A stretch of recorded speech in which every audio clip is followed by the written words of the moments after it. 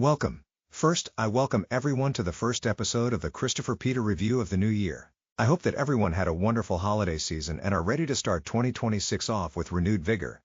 The holiday season provides us moments to connect and appreciate those around us that are vital parts of our life that we do not always consciously acknowledge. That is the reality of life. And also, the holidays offer a time to reflect and to chart new paths in life. How do we make our tomorrows better than our todays? The whole premise of the New Year's resolution. We identify things that could be improved in our lives, and on the first day of the new year, we commit to making a change, being the difference maker, being more disciplined to not miss opportunities or face adversity that we deem unnecessary. For some, that take charge of my life energy dissipates around the Martin Luther King observation. For others, the charge becomes part of their new foundation of their personhood. They commit to achieving their objectives. They commit to being a better person, professional, member of community, or family member. I believe the important driver of change is having the attitude of be willing.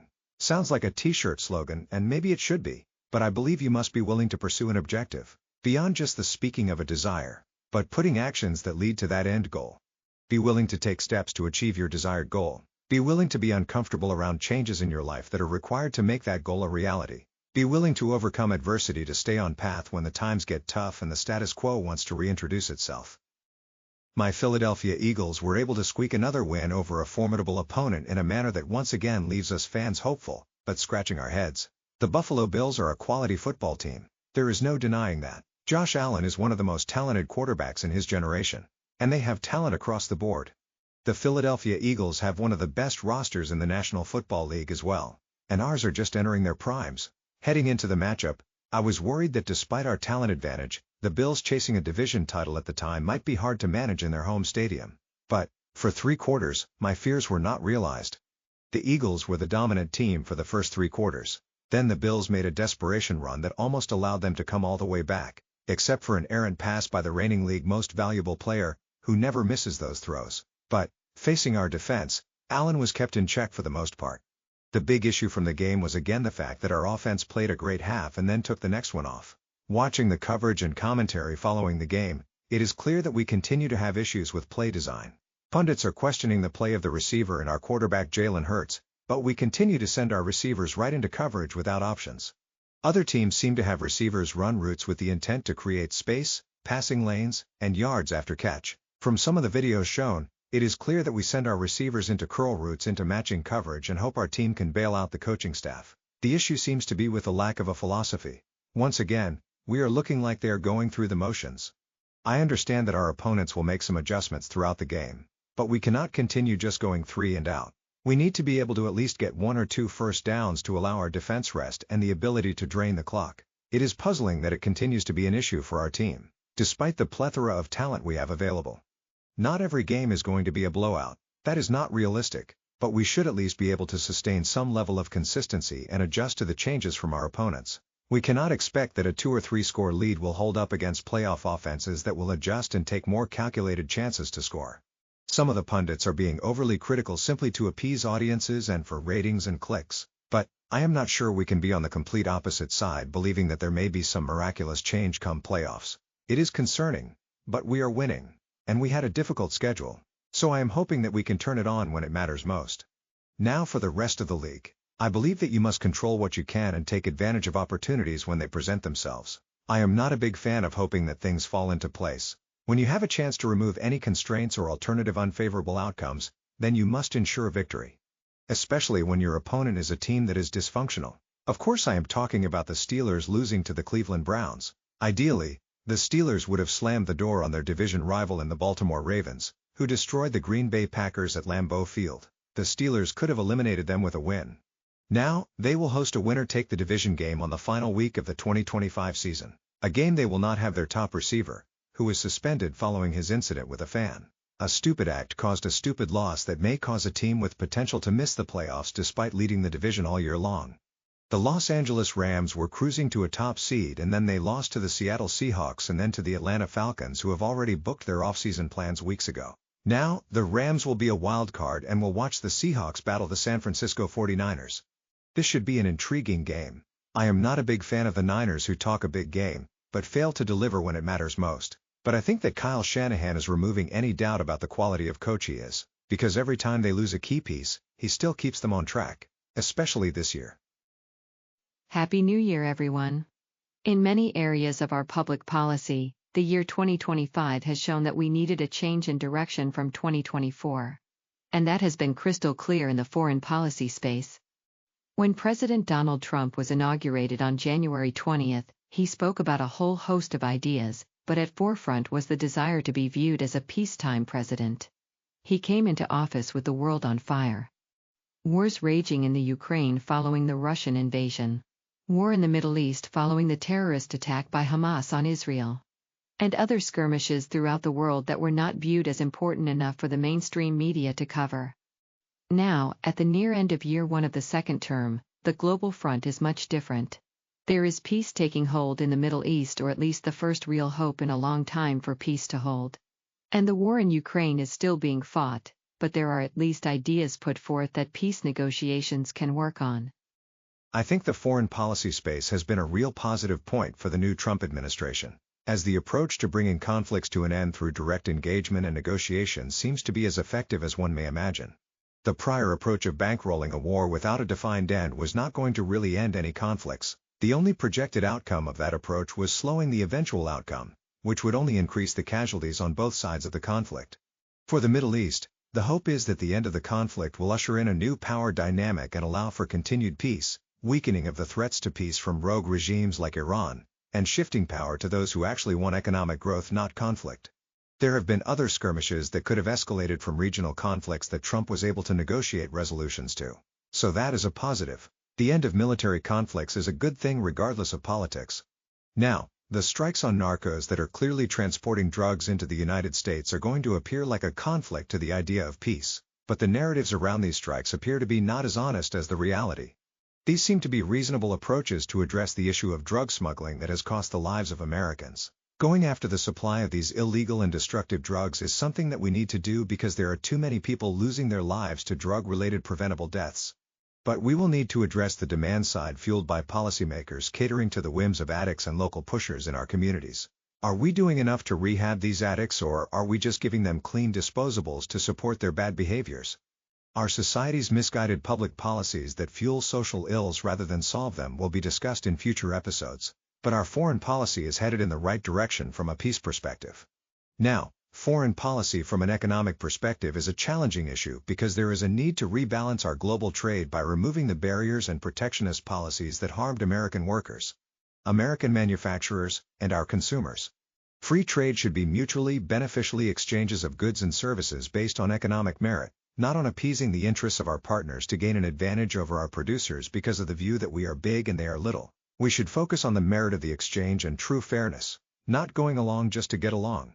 The tariffs have been a challenge, and I have discussed them in past content that can be viewed on my channel that featured content segments, but the tariffs have helped fuel trade agreements, but have created short-term challenges at the same time. We still need to review the effect, as early fears have not come to fruition. Speaking of tariffs, the Trump tariffs have not only rebalanced global trade, but created domestic economic challenges at the same time. Our economy is largely reliant on foreign cheap manufacturing labor, so the impact on imports was concerning for organizations that do not have agile supply chains. Also, there were many companies that exploited the tariff concerns to raise their customer pricing, which has greatly challenged the finances for organizations in healthcare and other places that may not be able to absorb or transfer the increased cost. But, the economic data has largely been positive. We are starting to see the policies enacted by the Trump administration impact the economic numbers. The growth in gross domestic product for the last 2 quarters have been great. Job data has been steady and jobs have been going to American citizens and legal residents, which is what people want to see. Also, the numbers have been corrected to better reflect true job growth and actual participation in the job market. There are still challenges. Companies are embracing artificial intelligence at the expense of physical labor. Also, funding for non-revenue generating labor in the direct market is being trimmed. Positions completely reliant on government funding are starting to be trimmed as well, which could be a casualty of reducing government spending. Democrats, who lost the presidential election and related elections on economic concerns, are trying to paint a picture that affordability is being impacted by the tariffs rather than their inflation. The economic data shows little impact on inflation from tariffs, but the messaging exploits economic illiteracy among the political hysteria-driven crowds. How should people really look at the economy? I think the most accurate view of the American economy is that there is reason to believe that we are headed in the right direction, but we need to see how certain challenges play out. Let us tackle first the topic of affordability, which is important. The reality of this topic is that the prices are coming down. Prices for fuel, groceries, and other areas are dropping slightly and may drop even more when certain policy changes actually take effect this year, when legislation is actually in place. Remember, there are lags between when a policy is enacted and when it actually is implemented and impacts society. So why are prices actually better than anticipated? First, I would credit the changes to domestic energy production. A significant input and input cost is either energy to power production and operations or petroleum to be used in plastics needed for many of the daily goods or services we experience. The big miss during the inflation crisis was the political decision to not address the executive orders that impact domestic energy production. Given the global invasion that would obviously increase energy prices, the needed response would be to set aside the policies that were enacted to push the market to green energy at all cost. It was a major mistake. Not simply because of the effort to increase greener energy, but to simply not address a clearly visible economic threat because of politics. I view increased domestic production, either with domestic oil production or green energy, as a positive. The combination will reduce our reliance on imports and exposure to global events. Why have we not seen the same impact from the Trump tariffs? Those raising concern over the inflationary impact that tariffs could bring were not wrong, but the pundits viewed them in a vacuum. They did not consider that other policies elsewhere could mute the impact of any cost associated with the tariff campaign. The actions to reduce inflation could help offset the impact of increased cost pressure from the tariffs. In combination with the efforts to shift more to domestic energy production, the shift to domestic production also helped, especially with the initial increase in domestic inventory. Many people do not understand the reason why it is important to increase domestic production. Politics are saying America will never be a world leader in manufacturing. But we just need to be a manufacturer. Improving our domestic production ability and capacity will protect our supply chains, economic outcomes, and security, even without being the world leader in manufacturing. Overall, I think the economy is headed in the right direction. The growth combined with the potential will all these trade commitments and investments and the policy changes that are upcoming should help drive further growth. Now, to the topic that is probably the most discussed one in the political sphere. The collective issues under the topic of law and order in our society, which includes the campaign to remove the most dangerous of the population of illegal immigrants that crossed our borders or overstayed visas. Illegal immigration was a big issue for the presidential election and impacted communities throughout the nation. Border states effectively made this issue a national one by relocating illegal immigrants to sanctuary cities and states that politically claimed support for them. Additionally, the state of many of our major cities in America is clearly one of concern. Crime is no longer in the shadows, but being committed out in the open. Because there is no longer fear of prosecution in blue cities with district attorneys more sympathetic to the criminal element than the victims. Also, the lack of prosecution will allow local politicians to claim decreases in crime. But the residents feel it, see it, and know better. To address this flawed policy approach, the Trump administration deployed the National Guard to support local law enforcement or to enforce laws that locals were not prosecuting. This has been controversial as these blue city mayors are willing to openly lie about the situation to score political points with the suburban fringe. We clearly see a difference in who is standing on the side of the people and which party is supporting the interests of the criminal element. The only crimes blue city officials are willing to pursue are ones that will impact elections in their favor. That is not justice. The United States should have law and order. People want to live, work, run businesses, and raise families in safe communities. That is what we need to provide. Civilized societies must have law and order to truly protect the rights of its citizens in a fair and equal manner. I believe that we need fair and equal justice, but I will never support enforcing laws based on demographic quotas or biases in any form. If a crime is committed, the suspect should have their day in court. If a person is here illegally, they should be sent back to their nation of origin. The narratives trying to make our society sympathetic to the criminal element is just social engineering that has created real harm to millions of Americans. People that should have been removed from our society have been able to remain and commit additional crimes. Suspects that are released without prosecution or even a charge creates distrust in the system and forces victims to continue to live in fear and potentially face retaliation by the suspect. This is not fair, just, or any sort of acceptable social norm. The question I always have for progressives that claim to only want kindness and love is, who is the kindness being shown to? The fringe element that is either harming communities, stealing resources from taxpayers, or committing deviant behaviors with the expectation society covers the cost. I agree with the idea that our society needs more kindness and people should show more compassion to others. A kinder society will help improve the bad that we see to some degree, but there needs to be accountability if we truly want to see kindness throughout. When we equivocate the good in society with the bad, then everyone will fear everyone. And those of us in blue states see that jaded view each day because the lack of accountability potentially exposes everyone to the criminal element. So why be overtly kind to those you do not know? In red states and cities, people are somewhat more hospitable because there is generally a better distinction. We need to have communities that are truly safe and secure for the people that are legally there and who contribute to them. I do not believe that is controversial. Hold back actors accountable in a fair and just manner. The same punishments should be issued for the same crime and frequency. We can do a better job of rehabilitating people who are deemed to be able to respond well to these programs. I do think there are areas we can improve, but not simply letting criminals continue to commit criminal actions without any deterrent. We should be a compassionate and fair society, but we need to be that for the people that are truly entitled to it and all the people that are truly entitled to it. I do not believe that we should ever see any American homeless, especially veterans, receive less assistance than those who do not deserve it or are contributing to the harm in our communities. We need to be able to do the right thing. In closing, what have been your highlights of 2025? I will obviously start with the Philadelphia Eagles winning their second Super Bowl against the two-time reigning Super Bowl champions in the Kansas City Chiefs. That was a great moment, and enjoyed being back in Philly to experience the parade. Seeing the Florida Panthers repeat as Stanley Cup champions against the same exact opponents was interesting, as well as seeing Alex Ovechkin pass Wayne Gretzky's all-time career goal mark, something I thought I would never see. The NBA had an up-and-down 2025. The narrative of small markets not being able to win ended in the summer with the Thunder winning the finals, but then it ended the year with a gambling scandal that created negative press. The Los Angeles Dodgers won back-to-back World Series with a great end to Game 7, against the Toronto Blue Jays. Not a fan of either team, but definitely did not want to see the Blue Jays win another title ever again. Ryan Day had a pretty good 2025 overall if you think about it. He ended 2024 with a loss to Michigan, which led many fans of Ohio State to go crazy in anger. Then he started the year with adding a national championship to their trophy and ended the losing streak to Michigan.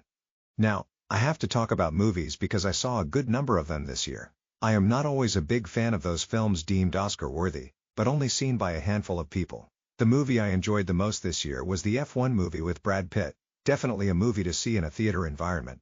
Probably a close second was the Superman movie for me, which was a new take on DC movies. Personally, I did like the dark style that was a contrast to the Marvel movies that I like as well, but this was a good approach.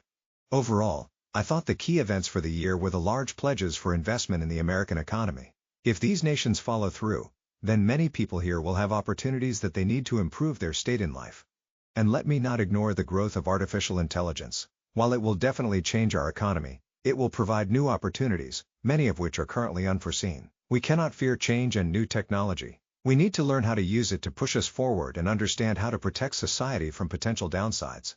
There is no denying that 2025 was an impactful year, and hopefully 2026 will build upon those gains and course-correct areas where we could have done better. We should be hopeful and feel confident that our best days are ahead of us, not behind us. In closing, I think we can contribute to 2026 being a better year by us being willing to be better to each other. Be more compassionate and respectful to each other. We do not have to agree on everything, but we should never lose the respect for the humanity of others. America is built on the idea of people having strong respectful discourse, but both sides being able to exist. Being exposed to ideas that you may not agree with on either side does not make you weak. It makes you better able to articulate a reasoned response and understand why others may hold a different view. In 2025, we cannot ignore the tragic loss of lives because of political violence, because people who are so threatened by others who may disagree with them.